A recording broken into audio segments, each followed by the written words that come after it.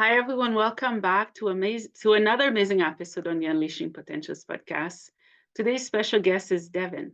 How are you, Devin? I'm good. How are you? I'm doing good. So, where about are you tuning in from? I am in New York.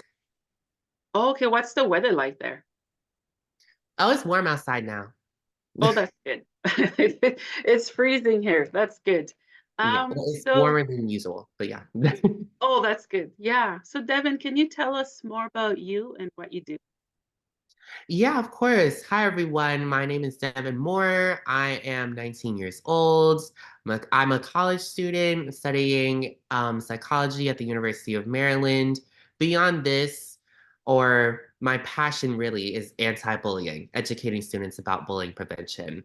I'm the founder of Race to Speak Up, which is an anti-bullying organization.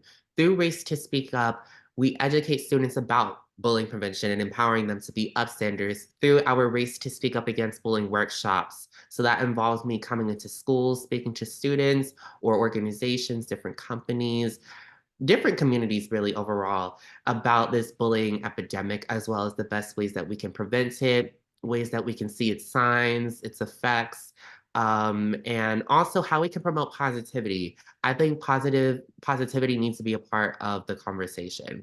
And then also, I am a very proud author of Devin Speaks Up. That is a children's anti-bullying book. And that's merely, it focuses on my personal bullying story so that others can see what bullying looks like. And then it has a message as well of being an upstander. So very on top of that, an upstander is someone who supports the target of bullying. And then also diversity. Wow. I'm speechless in so many ways and in good ways because the work that you're doing is needed. And I'm just grateful that we're talking, that you're inspiring people, because that is a very, very big topic that I don't think we talk about it enough. And your voice for so many people who's gone through bullying or continue to go through it.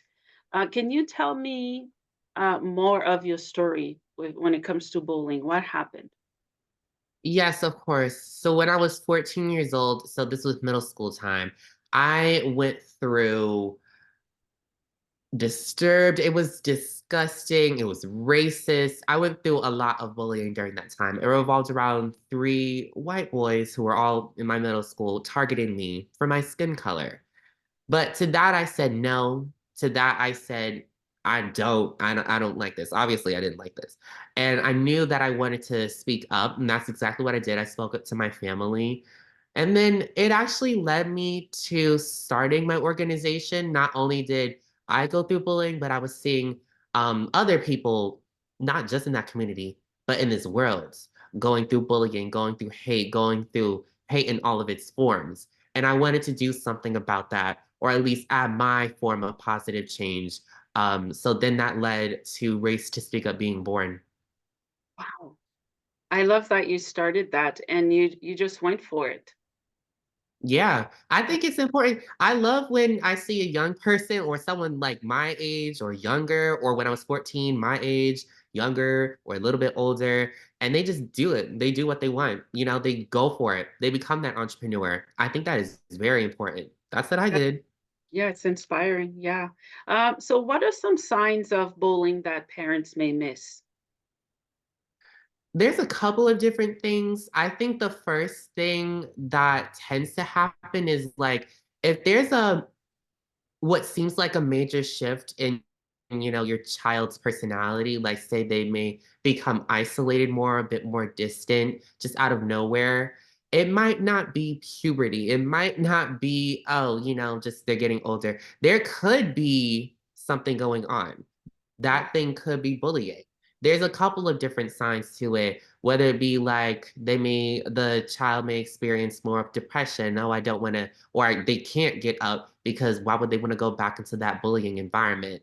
Or even like a lot more anxiety. I know I still go through anxiety. I mean, I'm human, but still, when I was going through that bullying, there was an extreme amount of anxiety. My family told me that I was not acting the same. I mean, I've gone through therapy, so I've gotten back to being more of myself, but during that time, I'm normally a very extroverted person. During that time, I was having such a hard time.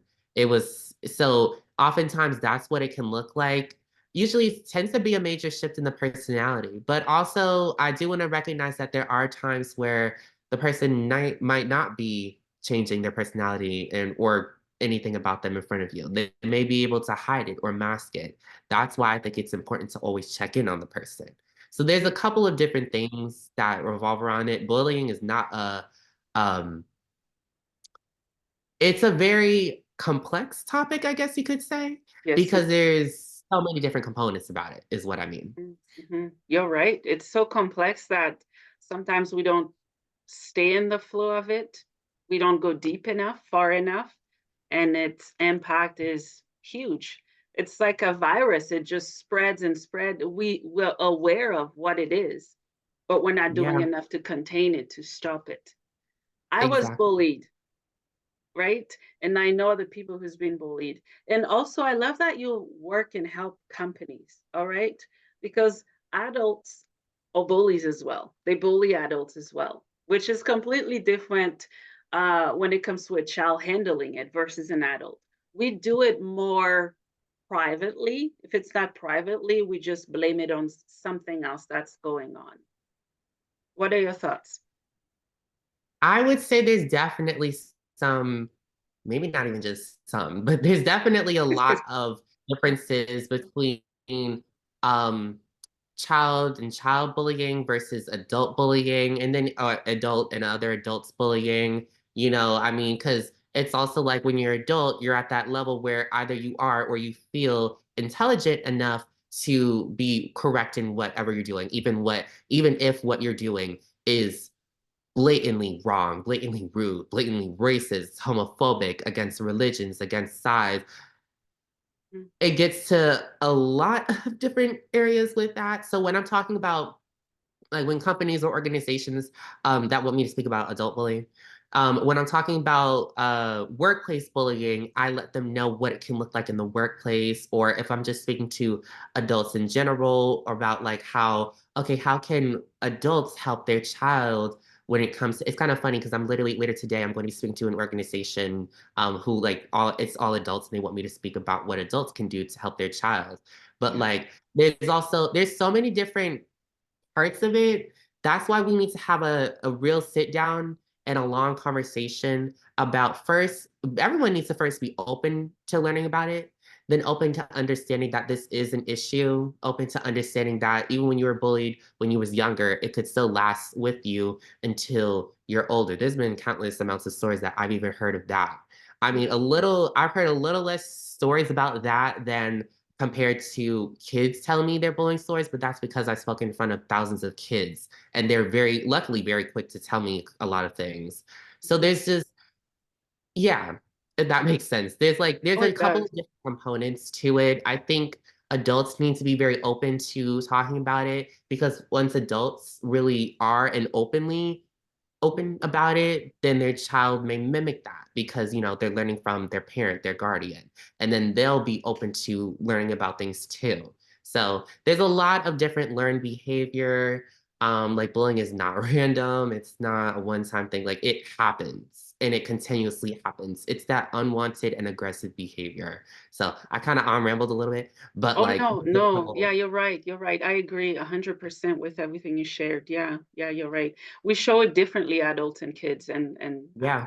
yeah, yeah, I agree. Um, why do you think it's important for schools from anywhere, all over the world, to continue to talk about this topic, to teach their teachers about it, to raise awareness, to just have healthy practices to demonstrate what is actual bullying? Because sometimes, even though most kids or most of us know what it doesn't feel good. But what is it exactly to them? It's just education, I would say. Is it name calling? What is it, you know?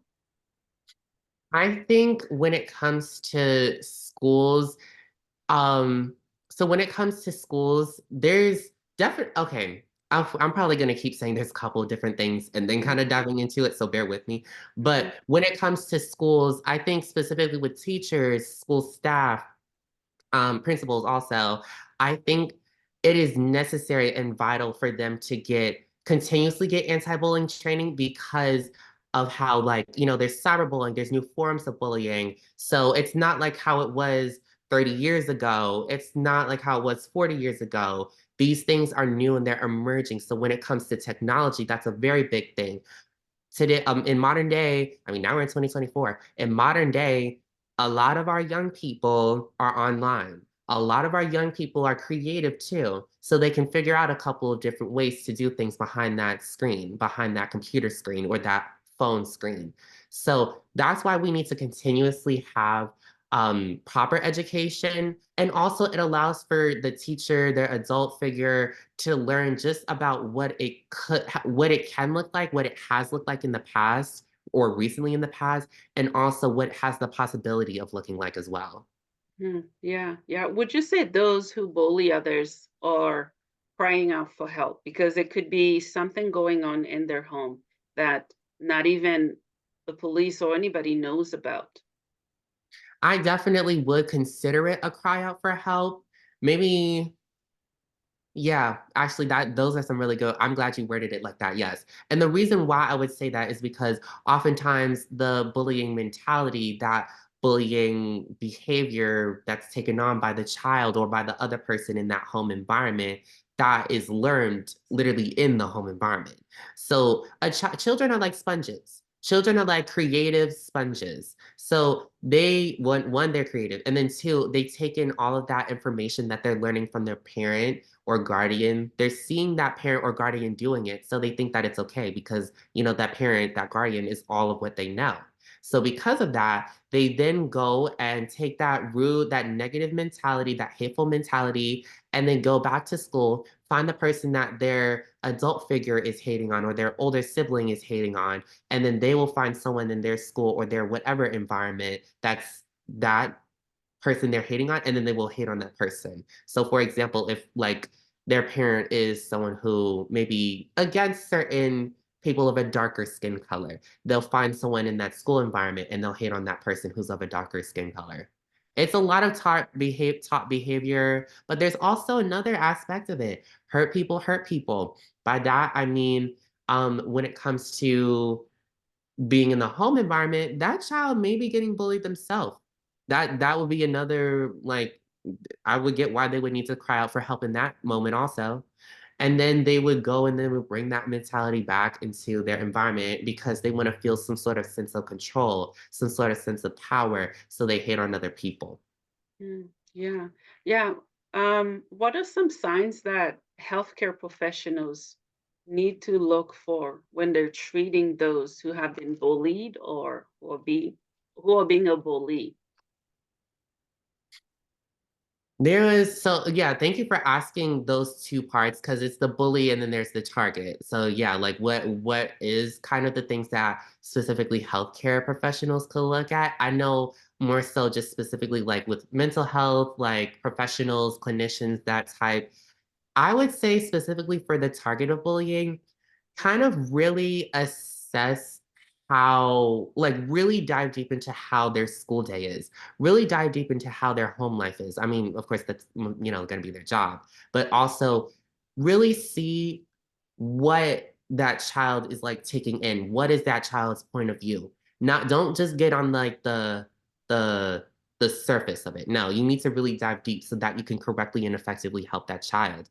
That way you can see, okay, what exactly is this child feeling? Are they feeling depressed? Are they feeling just some moments of sad?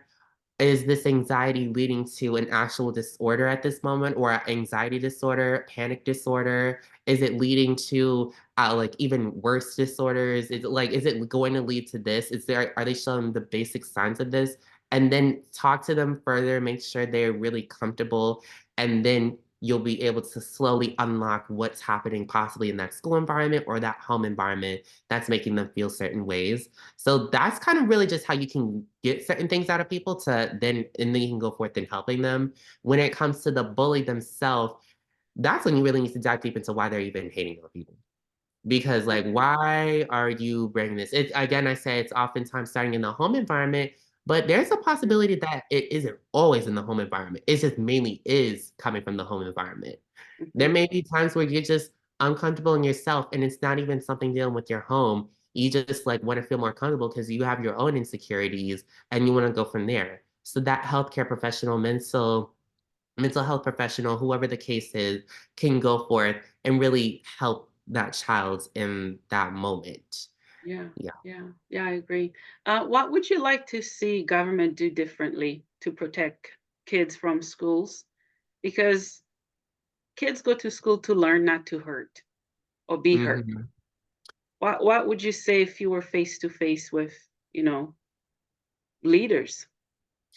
I would say, and it's funny that you asked this because when I was first starting my organization, I was really looking towards political leaders and like actual like figures in that realm to get anti-bullying legislation passed. So I do have a lot of familiarity with it, with this question. But what I would like to see is there truly needs to be a mandation for teachers to get that proper and current education from anti-bullying activists like myself, proper and current education about how this looks, how this feels, and just straight up like what, oh, I already said what it looks like, but what it can look like for cyberbullying, for physical, verbal, racial, social types of bullying in modern day. That's one thing. Then also, it should be mandated that all schools follow things such as like I know there's like the Dignity for All Students Act that's supposed to help protect students in that type of way,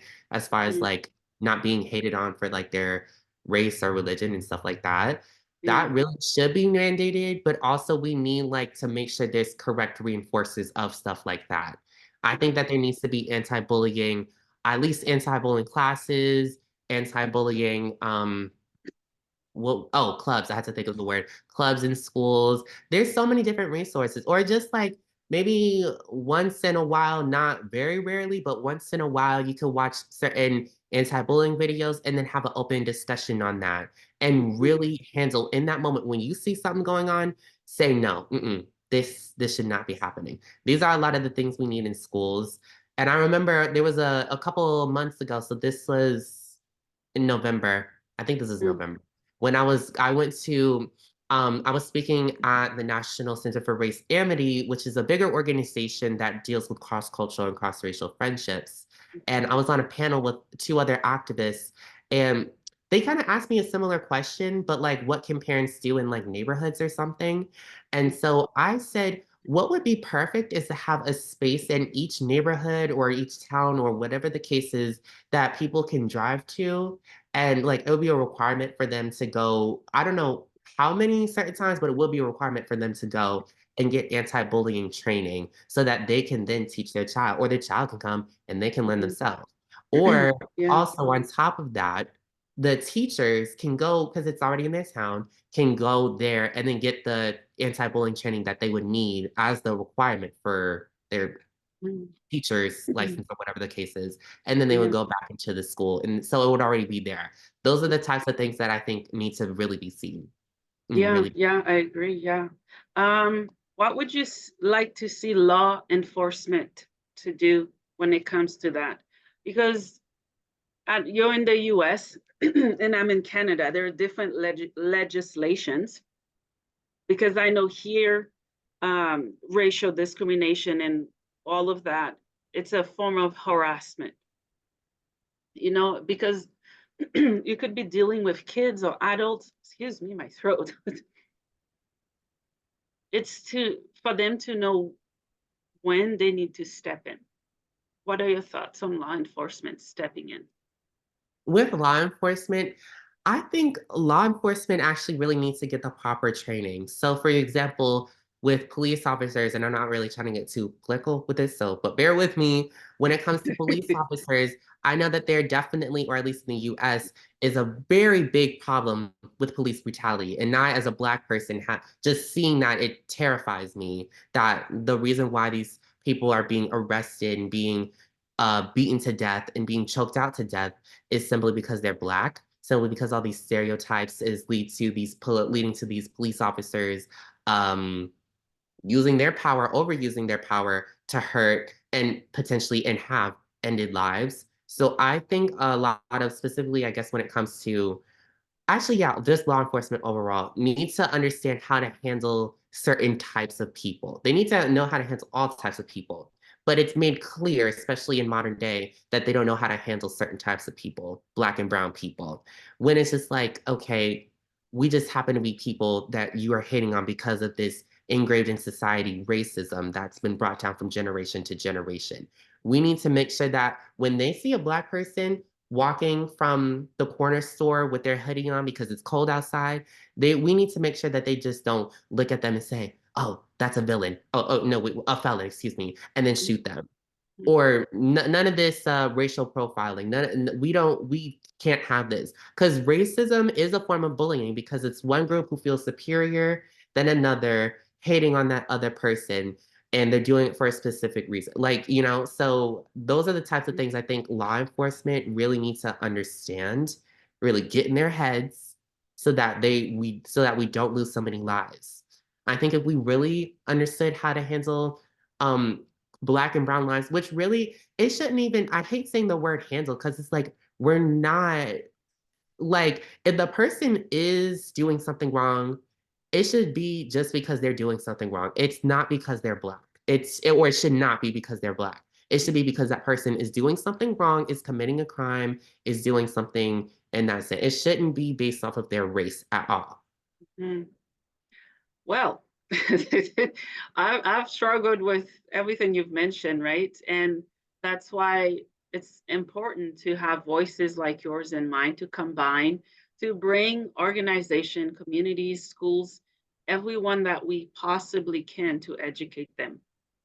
You're right. Yeah, Racism is people just take one look and what they see is what they just say, this person is that, when really, no, right? And I think racism is very, very, it's hard to deal with, especially with kids. Kids are innocent and they have a spirit. Once that is broken, it's hard to revive it.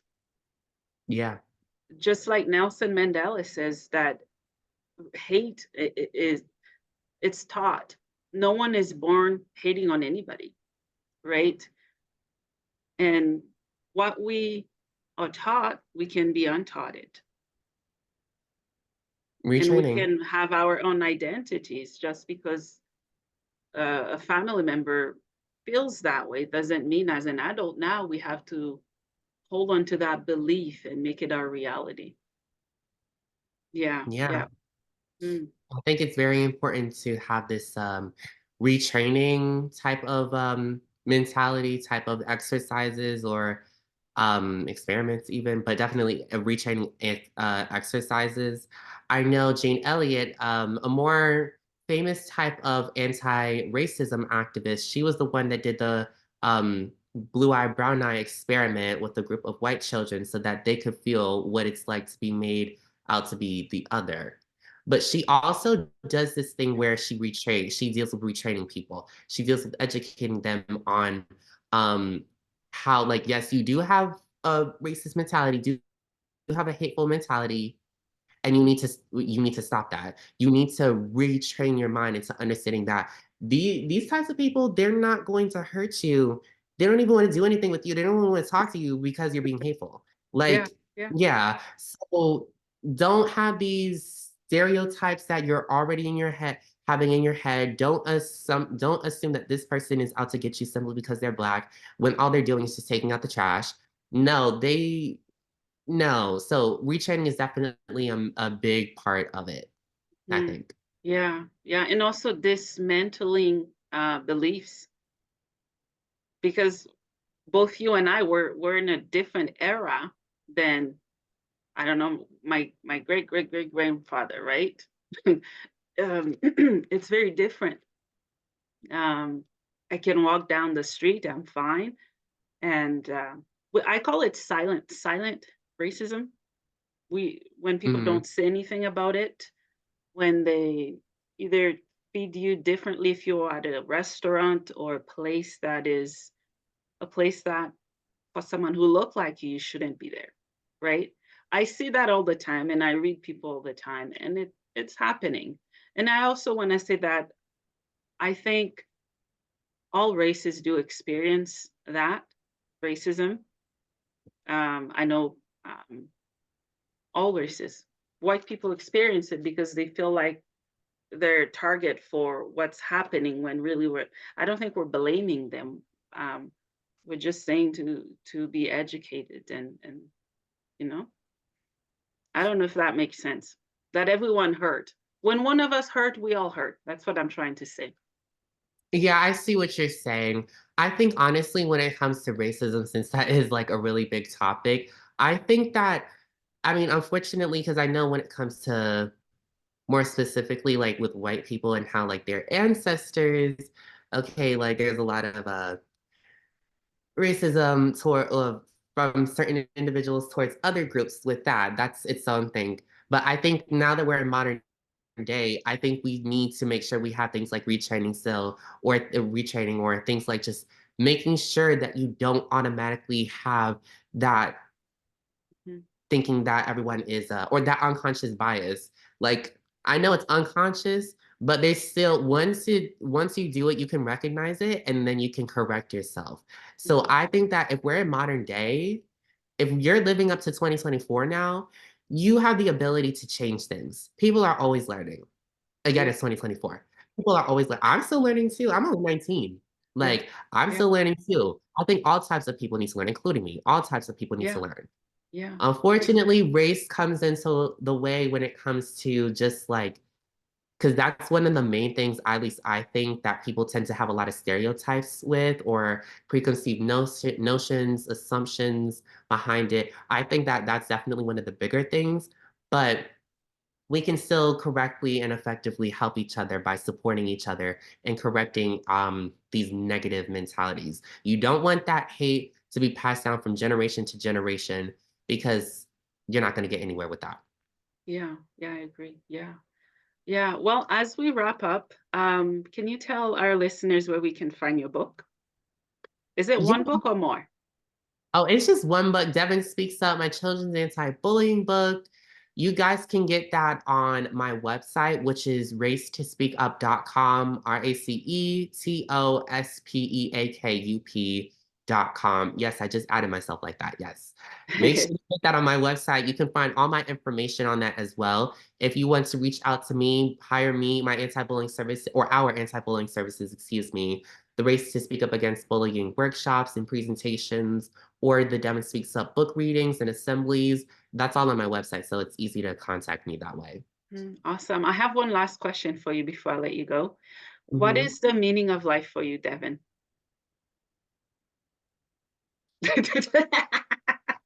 Um, um, okay, so I think the meaning of life is to I feel like the meaning of life is to try your hardest to make yourself and others around you as happy as they can and as happy as you can. Because once you're happy, then it should lead to other people being happy too. Being that light, but also spreading that light. Yeah. Do you have anything else you'd like to share as we close this episode? Um, just make sure that also my social media is all at Race to Speak Up too. So that's all linked on my website. And the last thing I guess I would say is let's race to speak up against bullying. I love that. Well, Devin, thank you so much for your time. Thank you for everything that you're doing. And you've inspired me and continue to do your work. Thank you. Thank you. You're welcome.